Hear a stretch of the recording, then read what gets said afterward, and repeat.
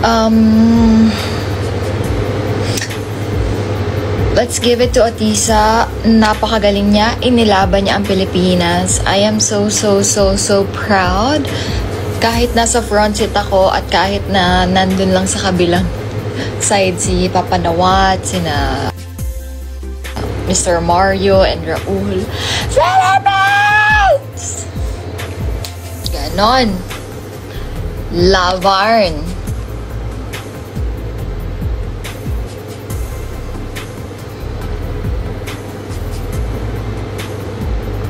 I also love Cote d'Ivoire. Ibang, ang talino ni ate girl. I love how she talks. I love how she answers. Iba. Talino mo, girl. Iba ka. And nakakausap ko kasi yun ever since. Nung nag-Miss Grand Philippines pa ako, kinakausap din niya ako, mini-message niya ako. And ang bait niya. Nung na-meet ko siya in person, ang bait niya. Remember guys, queen kayo. Uy, nagulat din ako dun. I love the face of Argentina. Ganda niya.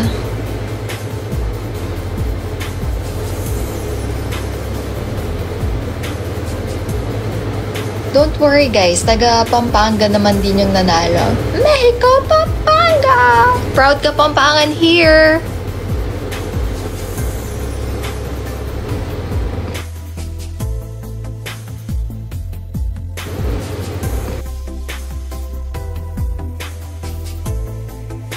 So inyong napanood mga kapolitika, itong si Emma Tiglao, nagbigay rin siya ng kanyang personal na opinion at reaksyon dito sa naganap nga sa Miss Universe 2025, na kung saan pati siya ay nadismaya at hindi makapaniwala na hindi si Atisa at itong si Cote d'Ivoire ang top 2. So isa rin siya doon sa mga nakisimpatya dito sa mga nangyayari sa Miss Universe, na kung saan ay na-shock ang lahat dito sa kinahinatnan. So napag-usapan na natin na itong si Fatima Fernandez, kung meron man siyang delikadesa, kasi sa Espanyol ang delikadesa po ay isang sikat na term.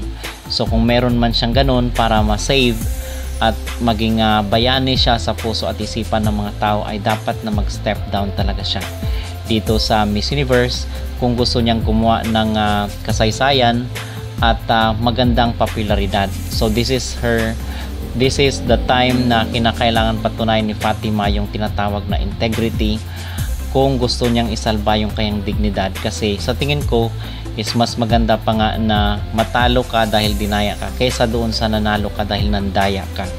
So hindi magandang reputasyon at hindi magandang imahe. Ikaw nga yung kinoronahan, pero alam naman ng lahat kung sino talaga yung nararapat para doon sa corona. So kung ako dito kay Mexico, kung meron siyang konsensya, ay dapat na ibigay na lang niya at mag-step down siya dito sa kanyang posisyon. So yun ang aking mag-opinion. Pero hanggang ngayon mga kapolitika, binabalik-balikan ko nga yung mga videos ni Atisa Manalo doon sa kanyang finals kahapon. Kasi ang sabi ni Patia, pag yun daw ang sinuot ni Atisa, kasi sabi niya nag-exceed na daw yung nag-extend yung kanyang gown, yung idea ng kanyang gown is nag-exceed na. So napakaganda talaga, napaka-smooth, especially yung nasa likod ay napaka-shiny nung hindi ko alam kung anong klase yung nilagay nila doon, pero napakaganda tingnan, parang may sariling buhay yung nasa likod, which is hindi siya common, very unique, very different yung sinuot ni Atisa Manalo. So nalagpasan pa actually yung sinabi niya na kung yun daw ang sisuot ni Atisa ay pwede na siyang koronahan. It's just that sad to say ay hindi natin makontrol yung tinatawag na politika dito sa loob ng organization. So si Atisa Manalo, in my personal opinion, is a wasted queen. Siguro kung ito pa yung time nila Pia Wurtzbach, nila Catriona Gray, malamang sa malamang ay ang top 2 itong si Atisa or si Cote d'Ivoire. So pwedeng koronahan si Atisa, pwede rin koronahan itong si Ivory Coast. So hindi ko lang alam mga kapolitika kung yung top 2 isasama ba sa Miss Universe, kasi merong mga balita dati na ang top 1 at top 2 daw is magkakasama daw na magtutour around the world. So kung ano daw yung benefit na makuha ni Mexico, ayun din ang makuha ng first runner-up. So hindi ko lang alam kung itutuloy pa nila yun. Pero dito talaga nakakapanghinayang at hanggang ngayon ay hindi pa ako makapaniwala na isang iglap lang ay mawawala yung ating pag-asa, yung ating expectations dito sa Miss Universe. Nakaka-disappoint at nakakadismaya sa totoo lang. At kasi kitang-kita talaga doon, nag-stand out itong si Atisa, nag-glow siya, kumikinang siya. Pero siguro totoo yung sinasabi nila na hindi lahat ng kumikinang ay ginto. Pero patuloy pa rin tayo, and hopefully yung sinuggest doon na sasali pa itong si Atisa sa ibang pageant, pero I believe na closure na talaga itong Miss Universe para sa kanya. Pero ito ay ano lang, hypothetical lang mga kapolitika, imaginary scenario lang. Kung itong si Atisa ay pagbigyan pa ng isang pagkakataon, gusto ko kung doon sa Miss World, kasi sabi nila ay bagay na bagay daw si Atisa sa Miss World, ay gusto ko appointment na lang. Ayoko na kung kompetisyon ay makipagsapalaran naman siya, ay baka ikakadismaya na naman ito ng mga supporters ni Atisa. So ako payag kung gusto niyang sumali sa iba pang kompetisyon, katulad nung ginawa kay Upal na by appointment na lang. Okay? Pero kung makikipagsapalaran siya doon, hindi siya sure kung ano yung kanyang maging placement, ay sa tingin ko hindi na dapat pang sumali itong si Atisa. Okay? Pero kung itulad nila kay Upal mga kapolitika, payag na payag ako kung sa isasali dito sa Miss World. Pero pag sa Miss Grand, I doubt, kasi baka mabasya naman siya ng sabi ng iba ay hindi pang Miss Grand ang galawan ni Atisa Manalo, kasi I foresee sa maging script ng mga bashers kung siya ay sasali dito sa sa pageant ni Nawat, kasi nga 'di ba nakita natin kahapon na tuwang-tuwa itong si Nawat at parang kinomfort, niyakap niya itong si Atisa Manalo. So yun mga kapolitika, and I believe ngayon is nagpapahinga na itong si Atisa. Kahapon is nagnap siya, and then bumalik na naman siya doon sa hotel para tanggapin yung kanyang award. At ang sabi nga ng iba ay parang pakonsuelo na lang daw yung kanilang award na sa Beyond the Crown, parang third place ata yun si Atisa Manalo. So yun mga kapolitika, at abangan po natin ang kanyang kailan babalik, kailan uwi itong si Atisa, dahil tapos na ang journey niya dito sa Miss Universe, na kung saan is nagtapos siya bilang third runner-up, which I believe na deserve ni Atisa ang pasabog at grand na homecoming dahil sa kanyang karangalan na ibinigay sa ating bansa, na iwagayway niya ng maayos ang bandila ng Pilipinas doon sa international stage sa Miss Universe na ginanap sa Thailand. So kung ako ang tatanungin, ay wasted queen ba itong si Atisa? Sinayang ba nila si Atisa? 100% mga kapolitika, sinayang ng Miss Universe itong ating manok sa kanilang kompetisyon. Kayo po ba ay agree? Mag-comment down below at huwag kalimutang mag-like at mag-subscribe na rin kayo para updated kayo sa ating mga latest issue. At narito po ang makaganapan kahapon doon sa awarding ceremony, coronation party ng Miss Universe na dinaluhan ng mga delegates dito sa kanilang kompetisyon. Kuha po ito ng Missology. Universe wala daw third runner-up at sa fourth runner-up. My God. Magpo-post pa naman ako. Saan? Ayun. O may award na. Pang award daw po yan. Pang award.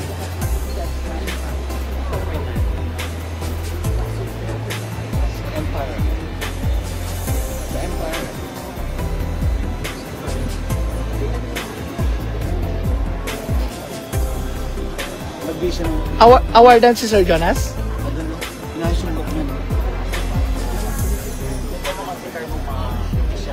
Hindi siya pinapaalis eh. Ano pa? Ano na? Andun sa bag po. Oo.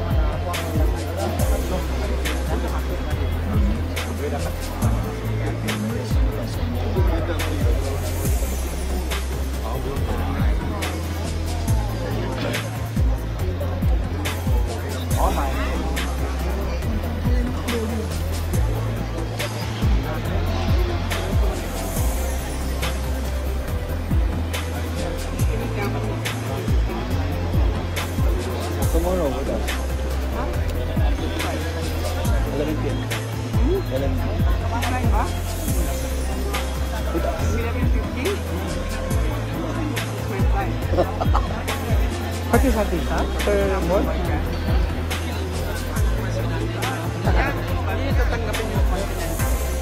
Maming gabi lang sa inyo. Hindi ba lang kaya ako sa inyo?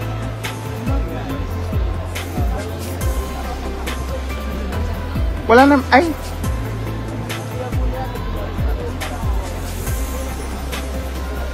So guys, alam niyo, uwi sa Atisa bukas.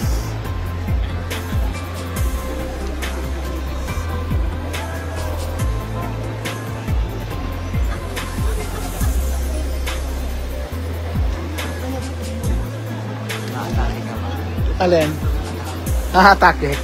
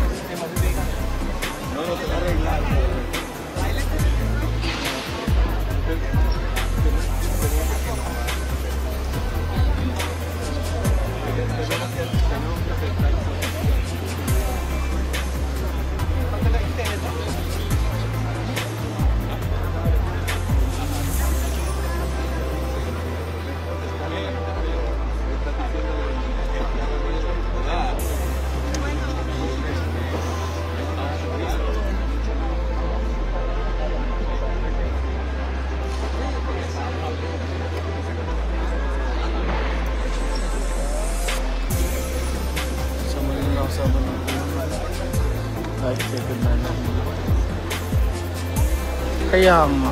Kung answer ang pagbabasa. Hindi. Dalawang rounds ng question. Dalawang rounds.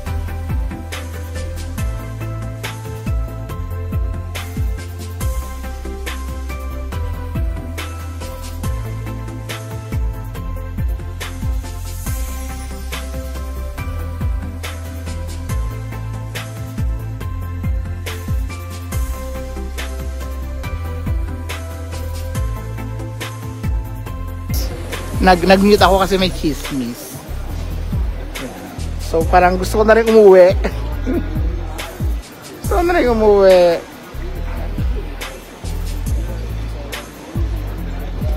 Parang gusto ko na rin umuwi kasi maaga ang flight ko mamayang madaling araw kasi may Miss Universe Laguna tomorrow sa Shingen Press Con. Yeah. Yes po, I've been tulong na ako dito. Dinediretso ko na kasi mula nung dumating ako para sa press con. Ay, si Sir Edge. Oh, si Ma'am Edge. Sorry, Ma'am Edge. Sorry, ma. Oh, sorry, mi. Sorry, mi. Na-stress ka tuloy, mi. Ma'am Edge. Oo. The late, Annalyn.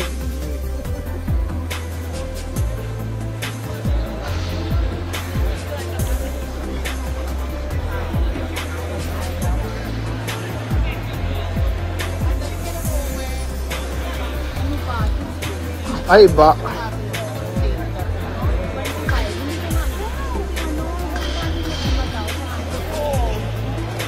What date bang Monday? 24. 24 ang homecoming niya. 24 ng morning, ng tanghali. Ayan guys, homecoming ni Emma November 24. Doon muna tayo kay Emma. Char. Pero uwi na daw sa Atisa tomorrow. Kasabay daw siya nung Team Empire. Yan, uwi na daw po. Hindi na daw kasi sinama si Atisa dito sa press con. Pero parang may mga trophies to be awarded kung nakikita nyo.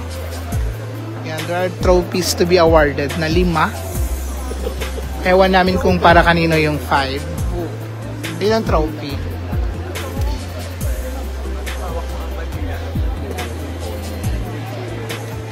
Smile! Char. Smile! Ate, smile! Char. Sino ba yan, Mi? Oh.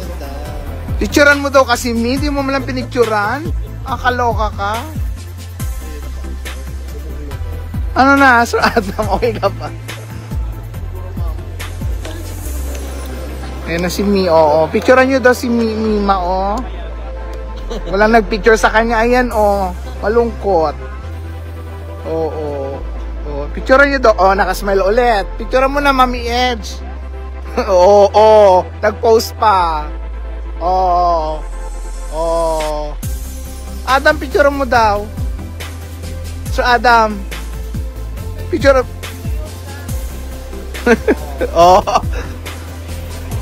Oo. May apam siya.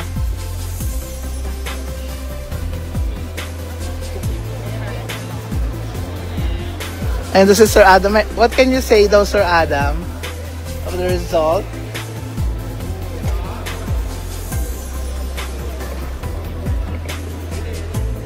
Ama na po. Kami naman. Parang wala. Parang nawala.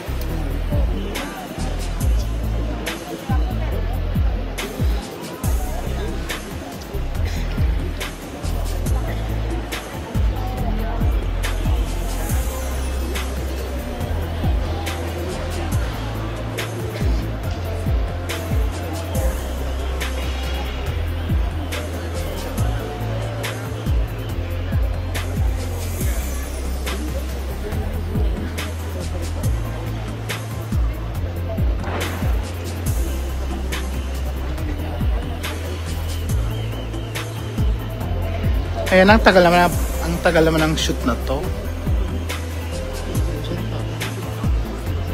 Parang wala na nga eh. Ama na. Guys, parang ayoko na. Ayoko na. Parang ayun pa. Oo. Ay, thank you. Happy birthday. Yeah, yesterday. Yeah. Ah? Nang? Nanalo ako somewhere. Ay. Talaga? Ano naman? Balato naman siya. Ano yun? Masay. Panalong panalo. Oh my God, guys. Ano na? Hintayin pa ba natin si Mama? Mama Fatima? Parang nawawala na si Mama Fatima. Pagod na mga media. Aminin. Galing na, bumalik naman. Oh, yan na.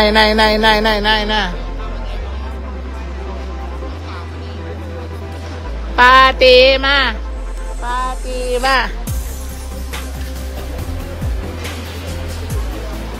Ayun na. Kasama ang wala talaga si Atisa. Oh my God, why?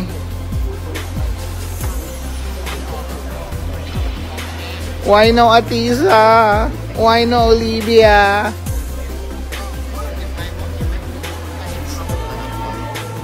Ako din.